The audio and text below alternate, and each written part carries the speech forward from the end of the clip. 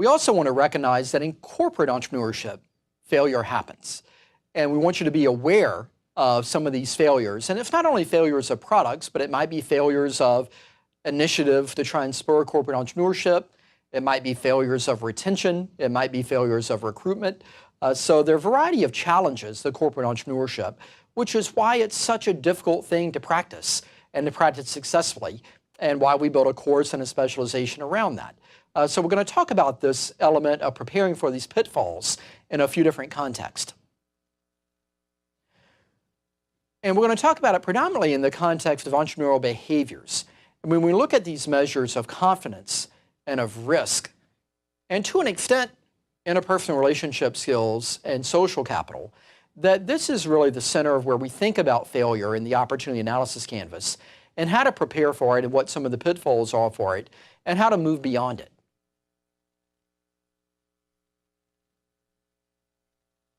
So in this quote, we see that even the great inventor, of Einstein, recognized that failure was an option, and failure was not something that should be avoided, and that the element of failing was just another step on the path to success in many cases.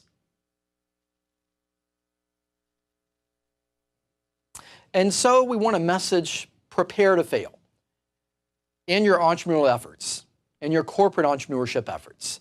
You can expect that a number of new products and a number of new services that are initiated are not going to make it to market successfully.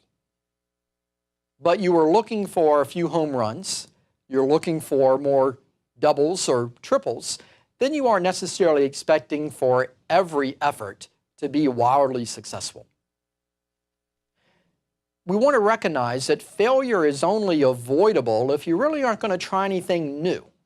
So if you want to do what everybody else is doing, if you want to be just another product or just another service, that's fine, and maybe you can do that successfully, at least for a short time. But to be innovative and to be entrepreneurial suggests that you're going to do new things that are a bit unprecedented.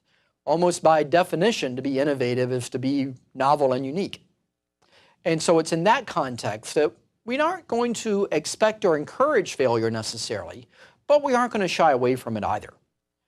We do want to measure it and be aware of it and recognize why things fail.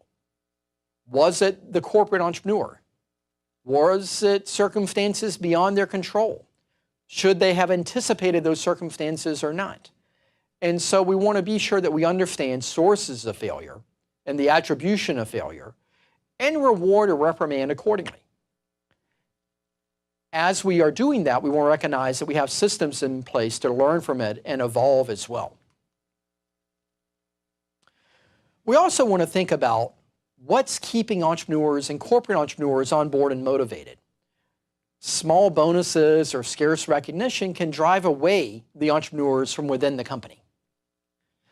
Now, this question of what's equitable, what's an equitable division of rewards or profits between the employee, the entrepreneur, or the entrepreneurial team, and the employer is a challenge. You want to recognize what contributes to new venturing success. How do you attribute the idea itself, or the execution of it, or the brand, or the capital investment that the company may have made, or other complementary resources or partnerships that the company may brought to bear? So we want to recognize with success what was the cause of that, what was the relative influence of that, and what's the appropriate measure of reward for that, and how do we appropriately reward the corporate entrepreneurs within the organization. We also want to recognize the challenge of personality, and that you might expect that many entrepreneurs are a bit individualistic. They're a bit non-conforming. They go against the grain a bit and tend to buck or challenge authority. Well, how do you reconcile that with a corporate institution that relies on some measure of rigidity and relies on some measure of conforming? And to what extent will those personal characteristics of the corporate entrepreneur align with the organization?